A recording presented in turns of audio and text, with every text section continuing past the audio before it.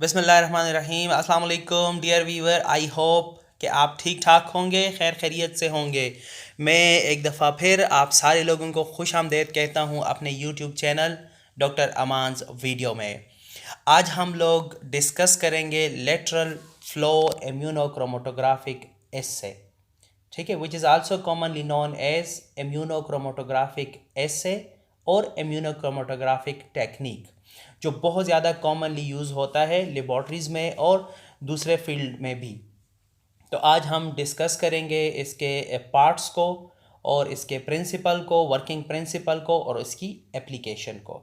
So first of all start करते हैं कि इम्यूनोक्रोमेटोग्राफिक टेक्निक जो है, इम्यूनोक्रोमेटोग्राफिक एसे जो है, so it is a lateral flow test, therefore it is also known as lateral flow immunochromatographic assay. Lateral flow क्या है ये हम आगे डायग्राम के साथ डिस्कस करेंगे, that what do we mean by lateral flow. ठीक है, सो आईसीटी और आईसीए, हम इस प्रेजेंटेशन में आगे इसको आईसीटी प्रोनाउंस करेंगे। तो आईसीटी जो है एक सिंपल डिवाइस है which is used for the presence और absence of a target analyte. वो टारगेट एनालाइट कोई एंटीजन भी हो सकता है और वो टारगेट एनालाइट कोई एंटीबॉडी भी हो सकती है, कोई एंजाइम्स, कोई protein, depend on the field कि आप कौन से फील्ड में कौन से एनालाइट को टारगेट कर रहे हैं। ठीक है, जो बेसिक कॉन्सेप्ट है आईसीटी का, it is composed of two different technique. ठीक है, one is the concept of immunochromatography जो है, यानी कि आईसीटी जो है, it is the combination of a chromatography and immunochemical reaction, जिसे फॉर्मेशन ऑफ इम्यून कम्प्लेक्स भी कहते हैं, यानी कि एंटीजन एंटीबॉडी इंटरेक्शन। पहला जो है वो है क्रोमेटोग्राफी। क्रोमेटोग्राफी इसे कहते हैं कि जब हम एक सोल्यूशन में डिफरेंट कंपोनेंट को सेपरेट करते हैं bye it's movement in a medium. जैसे फॉर एग्जांपल हम सीरम या प्लाज्मा हैं, तो उसमें एंटीबॉडीज़ के अलावा भी बहुत सारे प्रोटीन, एंजाइम्स वगैरह होते हैं, तो हम उसे पहले सोल्यूशन में सेपरेट करते हैं। और इम्यूनोकेमिकल रिएक्शन कहते हैं एंटीजन एंटीबॉडी इंटरेक्शन को। तो इन दोनों टेक्निक्स को हम कंबाइन करते हैं for formation of a ICT strip, ठीक है, और for conduction of a immunochromatography. Most wide spread जो इम्यूनोक्रोमेटोग्राफिक सिस्टम है वो एक टेस्ट स्ट्रिप या डिवाइस के फॉर्म में यूज़ होता है लेबॉर्ट्रीज में।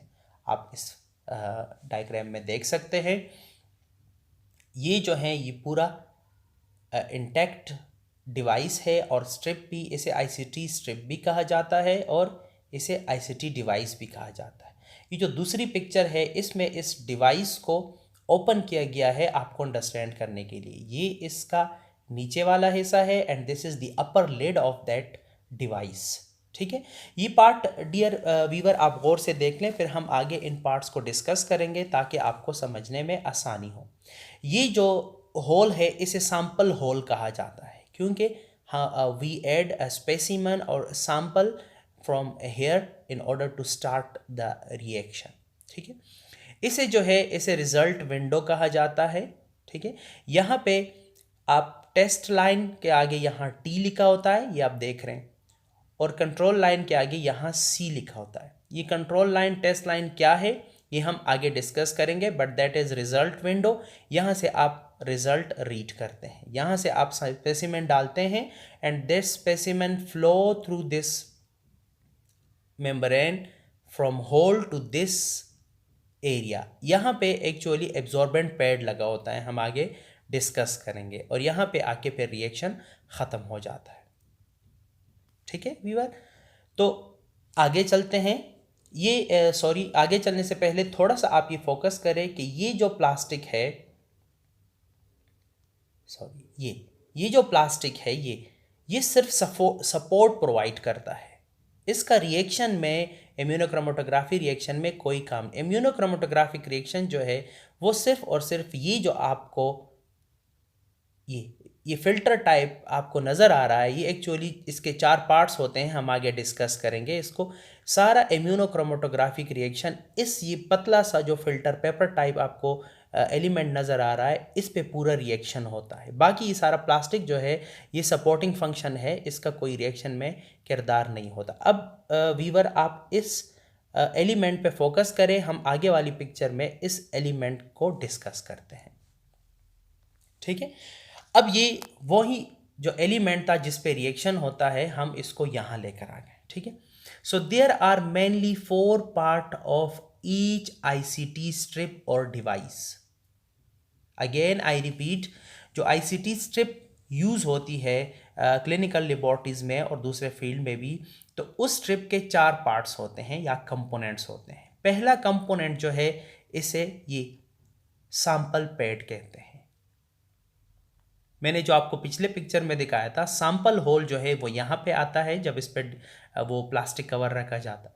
यहाँ से हम सैंपल ऐड करते हैं तो सैंपल होल के नीचे सैंपल पैड होता है।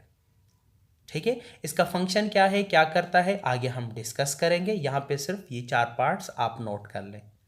फिर इसके बाद ये देखें, इसके साथ जुड़ा हुआ कंजुगेशन पैड लगा होता है। इसका क्या फंक्शन है, आगे डिस्कस करेंगे। फिर कंजुगेशन पैड के बाद ये देखें, ये नाइट्रोसेल्यूलोज मेम्ब्रेन होता है जिस पे टेस्ट और कंट्रोल लाइन बनी होती है। और ये मेनली जो है टेस्ट और कंट्रोल के रिएक्शन होने का वो जो रिजल्ट विंडो था, उसके नीचे ये वाली जगह आपको विजिबल होती है। जब आप डिवाइस को इंटैक्ट फॉर्म में देखते हैं तो ये वाली जगह आपको विजिबल होती है और आप टेस्ट लाइन और कंट्रोल लाइन से फिर रिजल्ट इंटरप्रेट करते हैं। जो 4th कंपोनेंट है, ये कंपोनेंट जो है इसे एब्जॉर्बेंट पैड या कुछ लोग इसको वेक्स भी कहते हैं।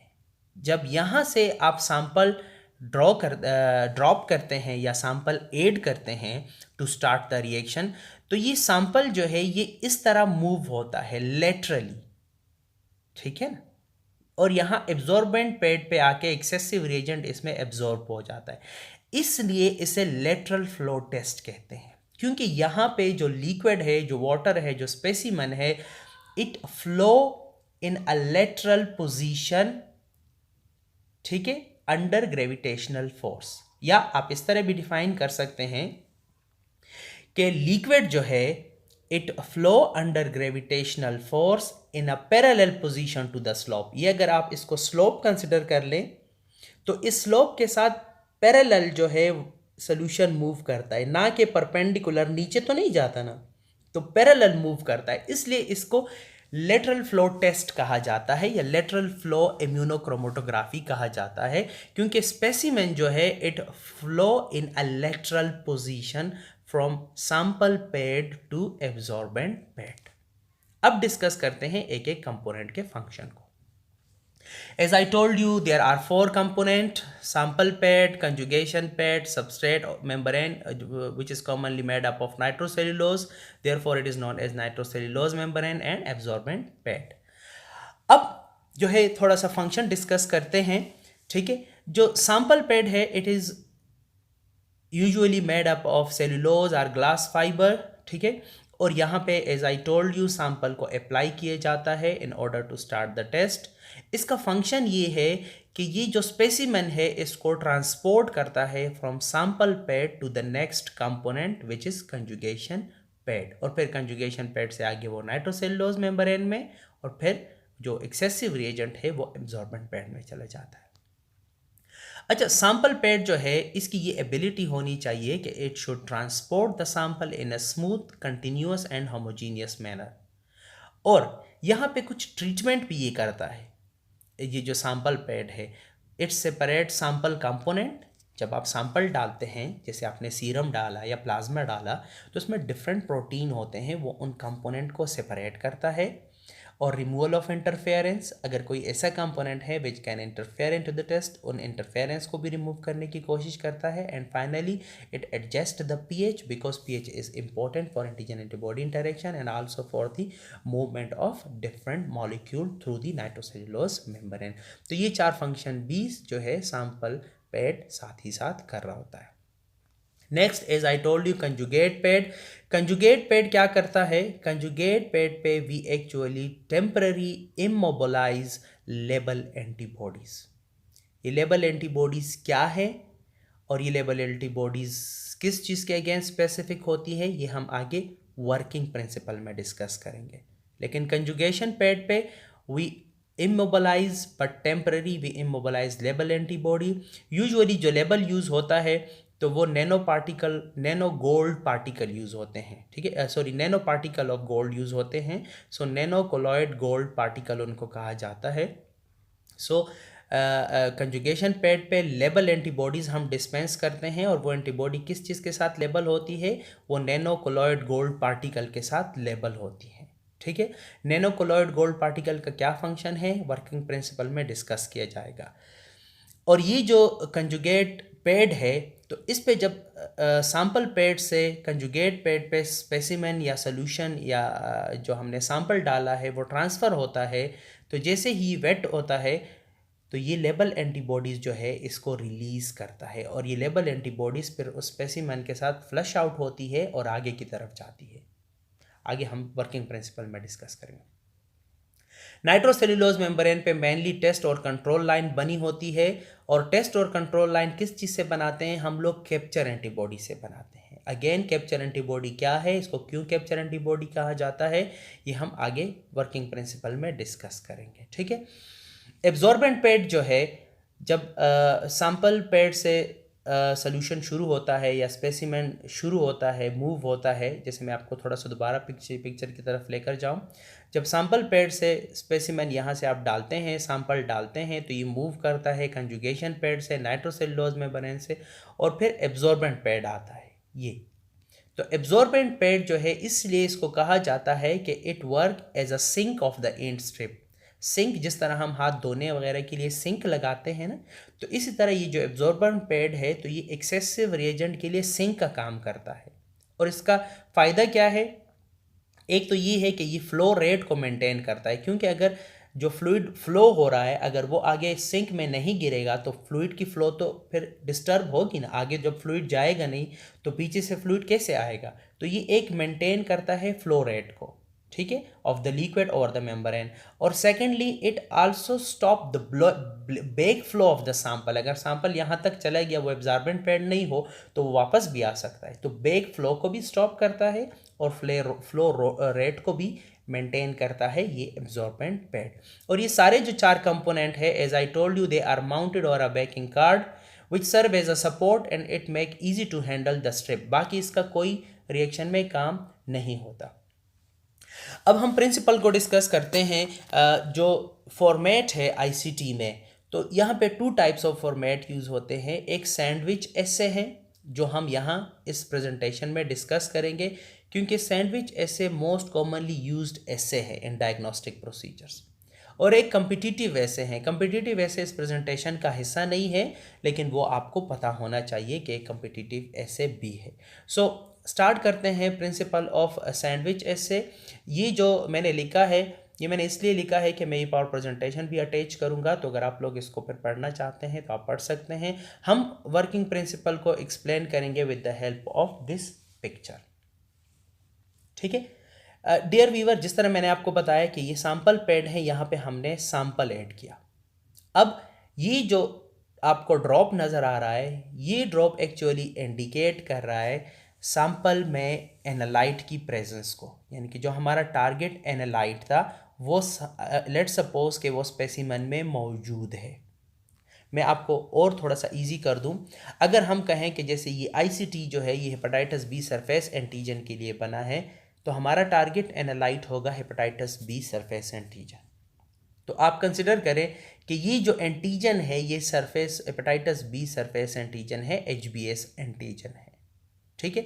तो ये यहाँ से हम लोग सैंपल होल से सैंपल डालेंगे, ये सैंपल पैड है।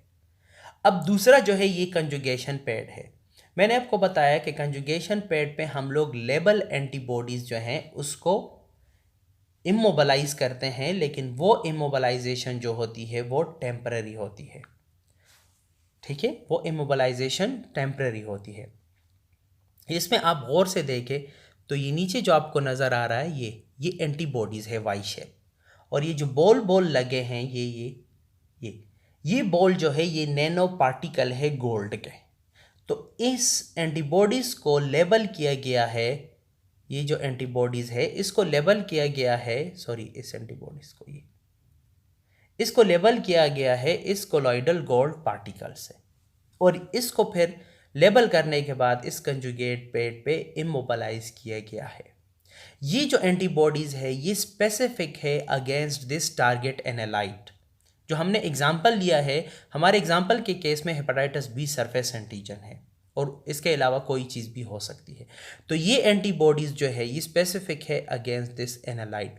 जब सैंपल पैड से सैंपल यहाँ तक आता है कंजुगेशन पैड पे, तो अगर इसमें ये एंटीजन मौजूद है तो ये एंटीबॉडीज़ चूँकि इस एंटीजन के इस टारगेट एनालाइट के अगेंस्ट स्पेसिफिक है, तो ये इसके साथ कंजुगेशन पैड पे रिएक्शन कर लेते हैं और एंटीजन लेबल एंटीबॉडी कम्प्लेक्स बना लेते हैं। एंटीजन एंटीबॉडी कम्प्लेक्स बनाते हैं, लेकिन चूंकि इस केस में ये एंटीबॉडी लेबल है तो हम इसलिए कह रहे हैं कि एंटीजन लेबल एंटीबॉडी कम्प्लेक्स बन जाता है। ठीक है, लेकिन चूंकि ये सोल्यूशन जो है, ये सैंपल जो है ये तो लेटरल फ्लो में है, ये यहाँ से आगे जा रहा है, तो जब ये कंजुगेशन पैड से आगे जाता है तो एज आई टोल्ड यू कि ये टेम्पररी इमोबलाइज होते हैं, तो ये एंटीबॉडीज़ भी इसके साथ, ये एंटीजन एंटीबॉडी कम्प्लेक्स जो बन जाता है तो ये इसके साथ फ्लश आउट होता है और ये यहाँ आते हैं कंट्रोल लाइन पे और टेस्ट लाइन पे। अब यहाँ हम व्यूअर डिस्कस करेंगे, हमने जो कैप्चर एंटीबॉडी का कहा था कि टेस्ट लाइन और कंट्रोल लाइन जो है ये कैप्चर एंटीबॉडी से बना होता है, इस पर हम कैप्चर एंटीबॉडी लगाते हैं। ठीक है, ये जो एंटीबॉडीज़ हम टेस्ट लाइन पे व्यूअर लगाते हैं, ये जो आपको नज़र आ रहे हैं, ये एंटीबॉडीज़ एक्चुअली स्पेसिफिक होती है अगेंस्ट दिस टारगेट एनालाइट और या दिस टारगेट एनालाइट। जिस तरह ये एंटीबॉडी है ये भी इस टारगेट एनालाइट के अगेंस्ट स्पेसिफिक थी, लेकिन ये लेबल थी। जो कैप्चर एंटीबॉडी है टेस्ट लाइन पे, ये भी इस टारगेट एनालाइट या इस टारगेट एनालाइट के अगेंस्ट स्पेसिफिक होती है, लेकिन ये लेबल नहीं होती।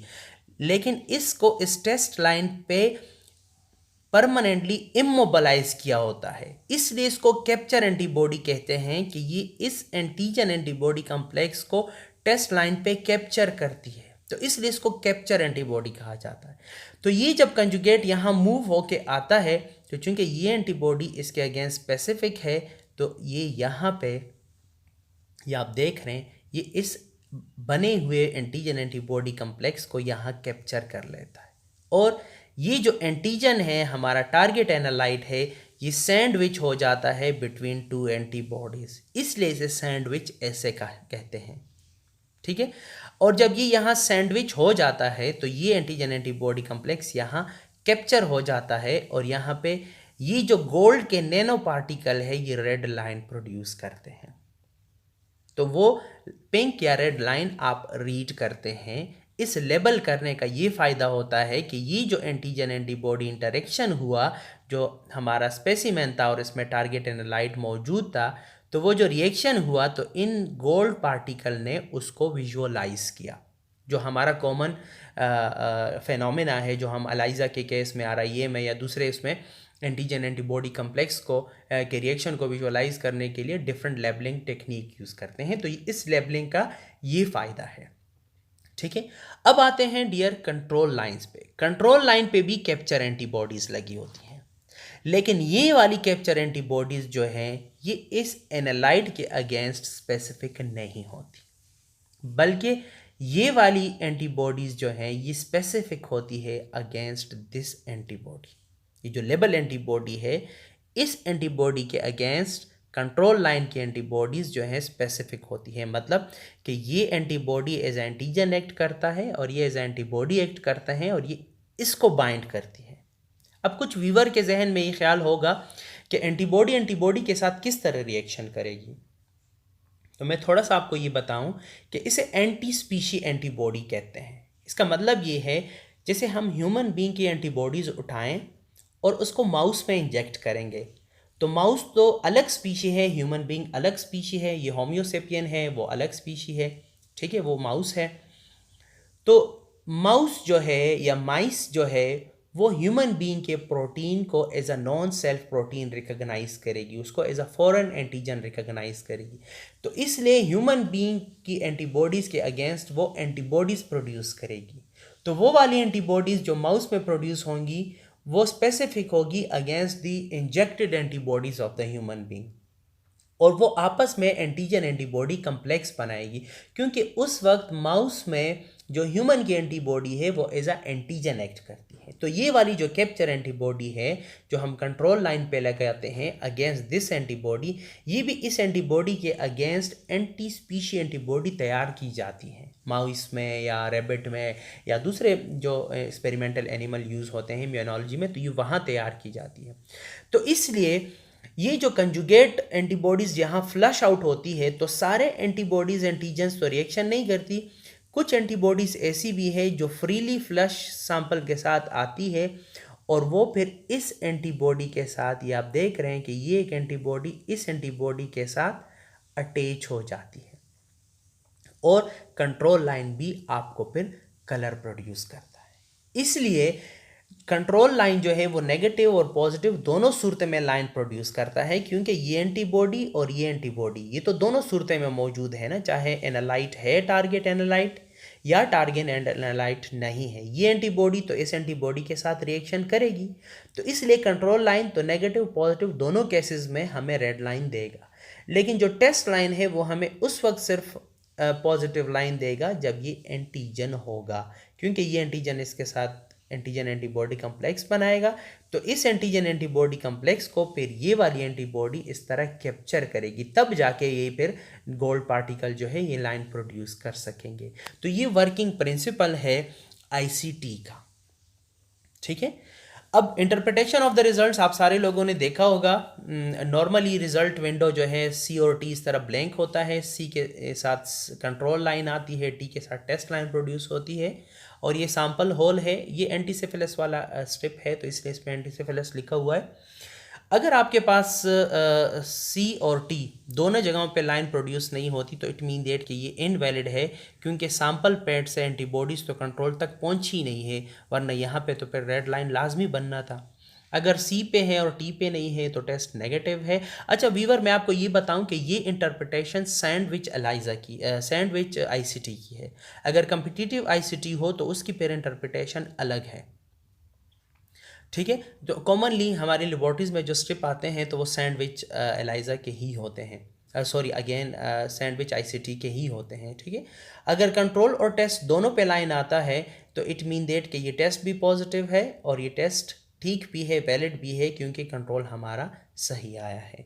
ये इंटरप्रिटेशन है रिजल्ट्स ऑफ आईसीटी की। प्रोसीजर को मैंने ओमिट किया है क्योंकि प्रोसीजर इज़ वेरी सिंपल, वो आप सारे लेबोरेटोरियन जो है आराम से कर सकते हैं, but working principle is mainly important in ICT, ताकि आप वर्किंग प्रिंसिपल को जान सके कि आईसीटी जो है as a laboratory professional ICT किस वर्किंग प्रिंसिपल पे काम करता है। ये एप्लीकेशन है आईसीटी की, पिछले डेकेड में स्पेशली आईसीटी बहुत ज़्यादा आईसीटी की एप्लीकेशन इन्हांस हुई है, मेडिकल डायग्नोस्टिक के अलावा फूड सेफ्टी में, एनिमल हेल्थ में, एनवायरमेंटल और एग्रीकल्चर और थेरेपेटिक मॉनिटरिंग वगैरह में, और भी बहुत सारी एप्लीकेशन है आईसीटी की। आई होप वीवर कि आपको ये आज का लेक्चर अच्छा लगा होगा और आपने आईसीटी के बारे में नई बातें सीखी होंगी। अगर आपको अच्छा लगा हो और आपने नई बातें सीखी हो तो हम आपसे रिक्वेस्ट करते हैं कि हमारे चैनल डॉक्टर अमांस वीडियो को सब्सक्राइब करें और नोटिफिकेशन के बेल को भी प्रेस कर दे ताकि हमारी नोटिफिकेशन आपको आती रहे। अगर कोई बंदा जो है मुझे कुछ लिखना चाहता है अकॉर्डिंग टू दिस लेक्चर और एनीथिंग, सो ही और she can write me on this email khuramtalvi@gmail.com, ठीक है। Thank you so much for watching my channel. Fi Amanillah.